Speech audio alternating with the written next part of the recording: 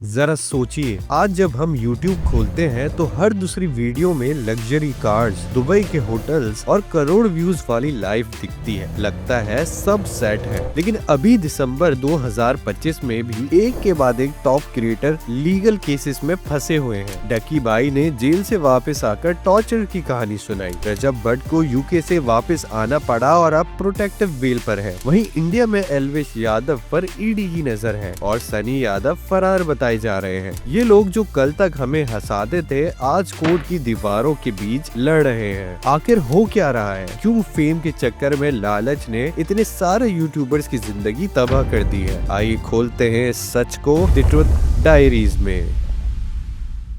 सबसे पहला सवाल ये है कि जब यूट्यूबर्स को यूट्यूब से इतना सारा पैसा मिलता है तो ये गलत रास्ता क्यों चुनते हैं? जवाब है लाइफस्टाइल इन्फ्लेशन। हमें लगता है मिलियंस व्यूज का मतलब है करोड़ों रुपए, लेकिन सच ये है कि एडसेंस का पैसा अच्छी जिंदगी दे सकता है, लेकिन लैम्बोर्गिनी वाली जिंदगी नहीं। व्यूअर्स को शो ऑफ चाहिए, बड़ी गाड़ी, बड़ा घर, बिजनेस क्लास ट्रैवल, इस सब को मेंटेन करने के लिए इन्हें चाहिए होता है इजी मनी। और यहाँ एंट्री होती है बैटिंग एप्स की। ये एप्स यूट्यूबर्स को मुंह मांगे पैसा देती है। सिर्फ 30 सेकंड की प्रमोशन के लिए लाखों करोड़ों की डील्स होती है। यूट्यूबर्स को लगता है मैं तो बस प्रमोट कर रहा हूँ, खेलना ना खेलना लोगों का काम है। लेकिन वो ये भूल जाते हैं कि उनकी ऑडियंस में 15-16 साल के बच्चे भी हैं जो अपने फेवरेट स्टार पर आंख बंद करके भरोसा करते हैं। ये एप्स स्किल गेमिंग के नाम पर प्रमोट होती है, लेकिन असल में ये जुआ है। जब हजारों लोगों का पैसा डूबता है तब जाकर हुकूमत की नींद टूटती है। इंडिया हो या पाकिस्तान, अब दोनों गवर्नमेंट समझ चुकी है कि ये सिर्फ एंटरटेनमेंट नहीं बल्कि मनी लॉन्ड्रिंग और फाइनेंशियल फ्रॉड है। इसलिए एल्विश यादव जैसे क्रिएटर्स पर